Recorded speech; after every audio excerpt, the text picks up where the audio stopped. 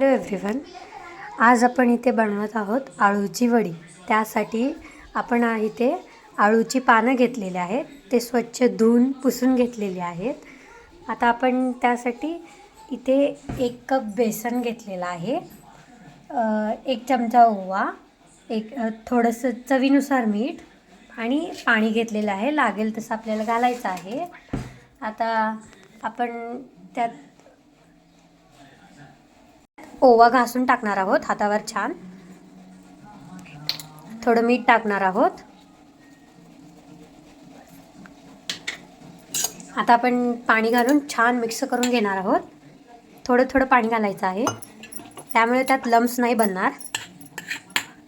पाणी घालायचं हवं तेवढं।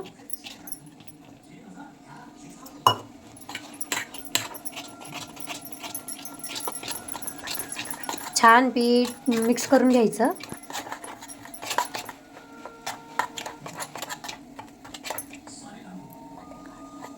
मध्ये गाठी होऊ नये त्यामुळे सतत हलवत राहायचं।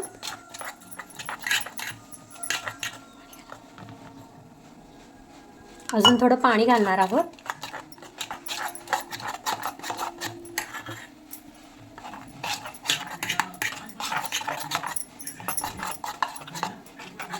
तुम्ही बघू शकता पीठ कसं झालेलं आहे।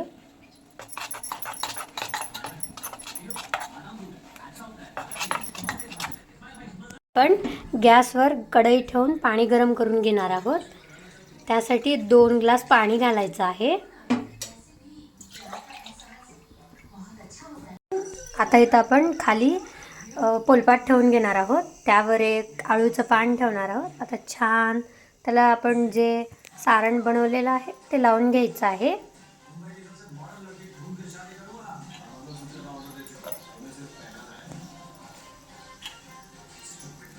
पातळ लावायचं, कारण छान ते शिजतं लवकर।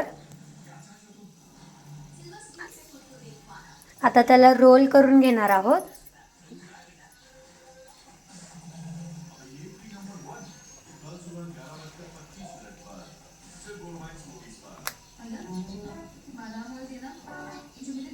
इथे आपण जाळीची चाळणी घेतलेली आहे, त्याला आपण आता तेल लावायचं आहे, कारण ते चिटकणार नाही। छान तेल सगळीकडे लावून घ्यायचं आहे। इथे बघू शकता आपलं पाणी गरम झालेलं आहे। त्यात आपण आता जाळी ठेवून घेणार आहोत।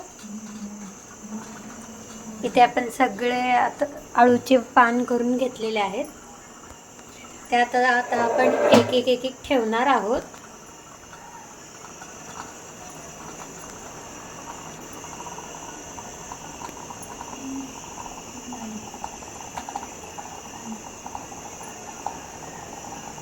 सगळे पानं ठेवून घ्यायचे आहे।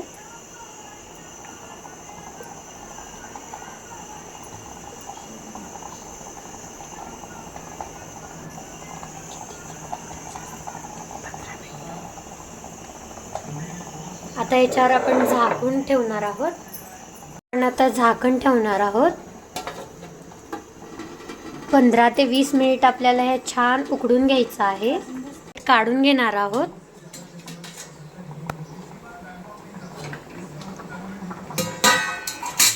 तुम्ही बघू शकता छान शिजलेले आहेत, त्याला आपण काढून घ्यायचं आहे।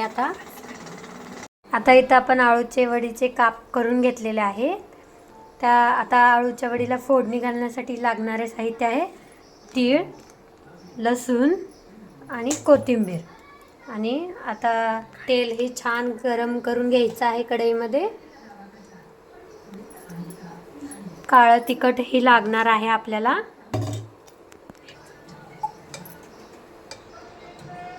त्यात लसूण टाकणार आहोत।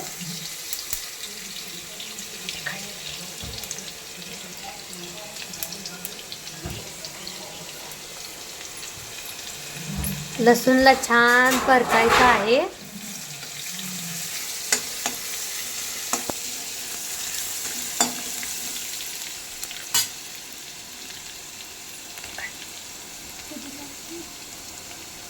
आपल्याला अर्धा चमचा त्यात काळा तिखट टाकायचा आहे।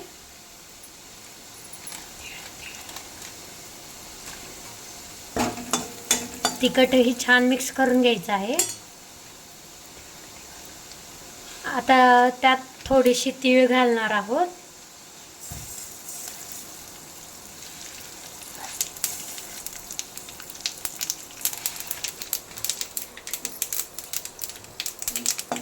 तीळही मिक्स करून घ्यायचं आहे.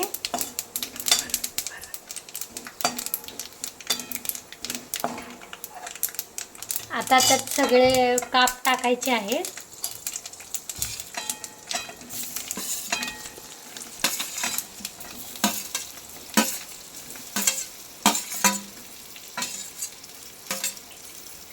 आता त्याला मिक्स करायचं आहे.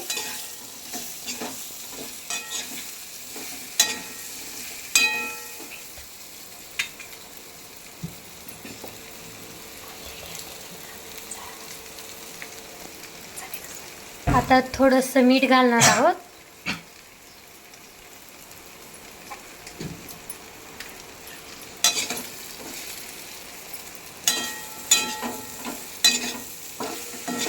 आता आपण थोडंसं कोथिंबीर घालणार आहोत.